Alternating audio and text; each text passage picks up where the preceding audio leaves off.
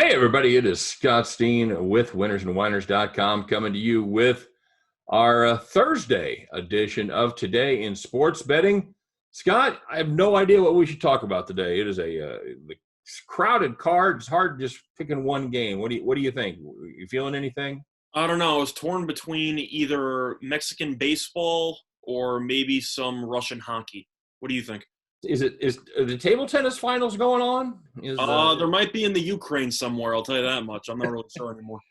Well, here on this continent, we have, or at least in this country today, we have one game, Scott. We have the New Mexico Bowl, which of course is being played in where? Frisco, Texas. That's right, Frisco, Texas. You knew we had to get one sooner or later. The New Mexico Bowl has been moved from Albuquerque to Frisco, Texas, due to COVID restrictions in the great state of New Mexico. So, welcome to Texas, everybody. The number on this one, as we sit here, Scott, at whatever time it is, near 3 o'clock in the morning Eastern time, is Houston -10, and the total is 59.5. This number has come down a little bit. Earlier today, it was 10.5. The total has remained fairly constant. So, how you make this one?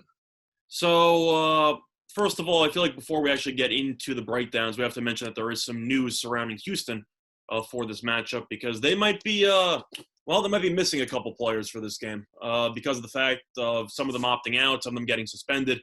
So a lot of this money has come in on Hawaii because of the fact that they are fading Houston in this spot because they're going to be without a bunch of players. Now, just to break it down, you have Houston going to be missing their leading tackler, they're going to be missing their best receiver, and they're going to be missing their best defensive lineman.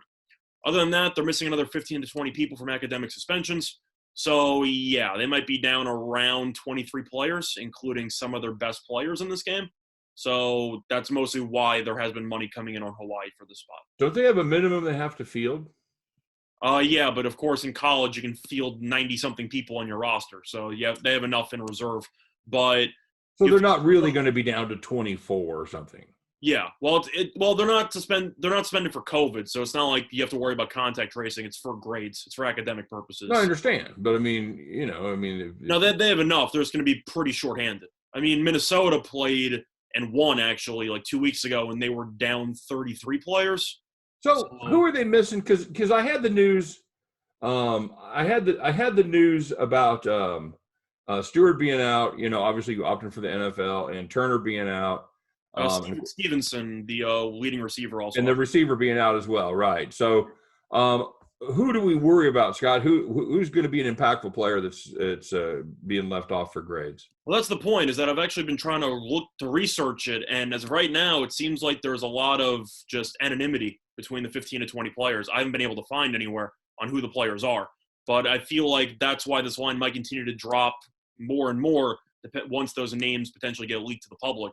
But as of right now, I haven't actually seen the names of any of the 15 to 20 people. I just know that there will be a decent amount of people out for this game, besides the three that we talked about who opted out for different reasons. All right. So, I don't know if it's Clayton Tune or anything like that. I don't know if it's anything that substantial, but it's right. worth monitoring. That's kind of the thing. Is it going to be? Is it the third string deep snapper, or is it Clayton Tune? That's as of right now, I can't tell, but I'm assuming that will be leaked as we get closer and closer to game time. So, yeah, definitely keep an eye on that. Unless you like Hawaii, then I would buy right now. Yeah. I know that both of us ended up making videos involving the game because, what else are we going to talk about? But in general, I like Hawaii in this spot, plus the 10. All the reasons I just mentioned, plus this Hawaii offense with Cordero, I think is good enough to score enough points to keep up with Houston. Now, of course, Hawaii's defense is a completely separate story because that defense is not good. But I think its offense is good enough to generate enough points against this below-average Houston defense now that's going to be pretty shorthanded, missing a couple of their best players. I think this game could turn into a shootout, but I do think 10 is a lot of points. So I think that based on how this line is projected to move, I think this line will probably close around 8, maybe 7.5 or so. So I'll take the 10 with Hawaii. Yeah, depending on who's on that list, you could be anywhere between 7.5 and 8.5 when the line's done moving.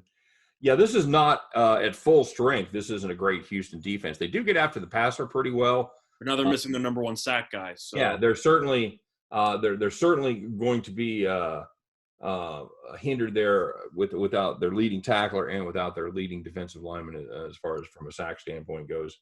Peyton, like we said, Peyton Turner and Stewart are both sitting this one out. So even with those guys, they're giving up 32 points a game. So yeah, I think they've given up at least 21 points to everybody this season. I think this is a Hawaii defense. As long as they can keep Cordero clean, because Hawaii does have a little bit of a sack problem, and that is the one thing that Houston does fairly well. Again, they're not going to be able to do it as well. He's also pretty mobile, so he can potentially buy some extra time in the pocket. Correct. And for those of you that don't know, that haven't looked at this game at all, he is the leading rusher as well as the leading passer. He is a true dual threat guy. So, and Hawaii has some pretty good receivers that people don't really talk about. They have some good weapons out there. Yeah, they absolutely do. It's kind of it's always been a school where receivers tend to gravitate, because they like to throw the ball around. Well, usually with the run and shoot, they kind of switch things up a little bit more this season with the changing in coaching staff. But Correct. Milovich ended up going to Washington State, but still, this team is a little bit more balanced offensively now. But of course, Cordero is still the heart and soul of the offense, and assuming that he can buy some time in the pocket and even find some holes in the defense from whether it's throwing the ball or running the ball, I think they can keep Houston's defense off balanced. And Houston, as we keep talking about, might be forced to throw some unfamiliar faces back there with little game experience throughout the entire year because they might have some depth issues. And I think that'll be a problem. Yeah, Houston has done a fairly good job Hawaii's done a fairly good job at defending the pass. The run defense is not ideal, but they do give up less than 200 yards a game via the pass. So there is some hope. There is some hope for this defense. They're not as bad as they were in the past, especially last season where this run defense was just dreadful.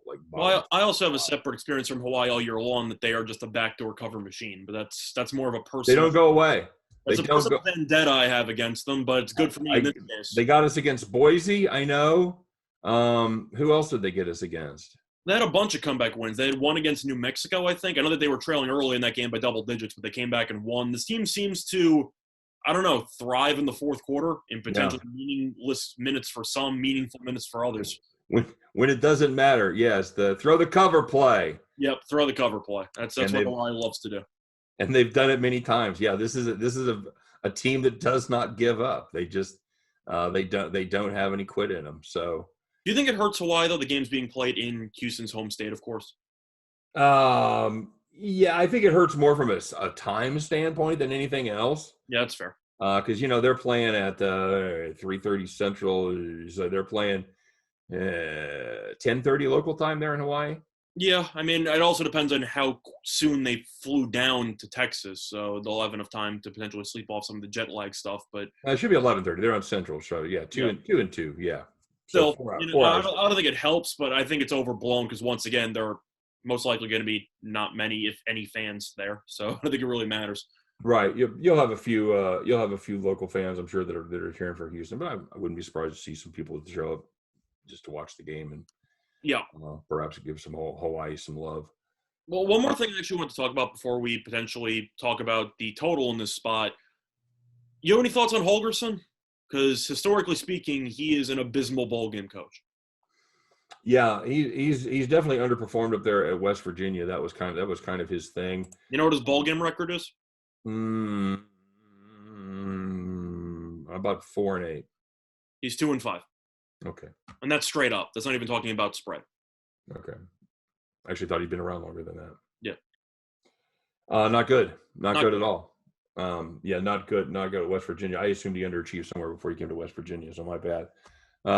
He's not. He's one of these coaches you can count on to at least do one questionable thing throughout the game. Just at least one. Probably going for it on like 4th and 8 in field goal range at some point, but yeah, just something. Yeah, where my favorite these days, Scott, is when you're down by 10 and you've got fourth and long at the 15 or something, and they go for it. We got to go for it. We already made it this far. It's like I don't understand it. I don't understand. I don't get it. I just don't. You need two scores, two scores. But that's a rant for another day. So, I'm on Hawaii. I was on Hawaii before the academic suspensions. I had pretty much That's just cherry on top for me. yeah. I put everything in the can this afternoon. As far as my play of the day, as far as my my regular standalone on the bowl game goes. So I had the injury news or the sitting out news, but didn't have the news about the academic suspension. So we'll see how that goes. This is only the second time that Hawaii's played a bowl game away from the Big Island.